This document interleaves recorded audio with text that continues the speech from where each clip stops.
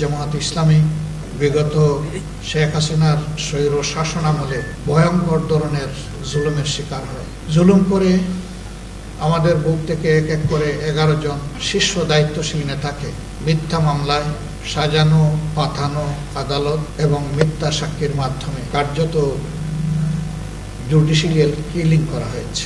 যে জায়গায় বসে আজকে আমি কথা বলছি, দীর্ঘদিন আপনারা এমন একটি অবস্থানে যাদেরকে বসতে দেখেছেন, যাদের মুখের কথা শুনেছেন, কার্যত তাদের একজন ছাড়া দুনিয়া থেকে সবাইকে নির্মমভাবে বিদায় করে দেওয়া হয়েছে। আমি সেই সমস্ত পরম শ্রদ্ধেয় নেতৃবৃন্দ এবং তাদের যে সমস্ত সহকর্মীদেরকে অন্যায়ের প্রতিবাদ করায় নির্মমভাবে খুন করা হয়েছে, মহান রবের দরবারে কাতর কণ্ঠে তাদের জন্য আমি শাহাদতের সর্বোচ্চ দরজা আমি কামনা করছি।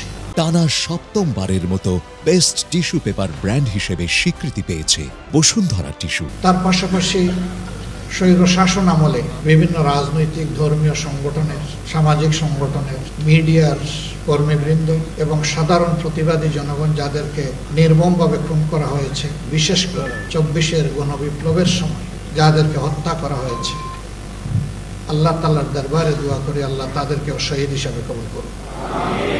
এই সকল শহীদ পরিবারের সম্মানিত সদস্যবৃন্দের প্রতি আমাদের সীমাহীন ভালোবাসা, শ্রদ্ধা এবং কৃতজ্ঞতা। মহান রবের দরবারে দোয়া করি তিনি যেন তাদেরকে এর উত্তম বদলা দুনিয়া এবং আখিরাত দুই জায়গায় দান, এবং শহীদদের সাথে আল্লাহ তাআলা তাদেরকেও যেন পরম মায়ার ঠিকানা জান্নাতের জন্য কবুল করেন।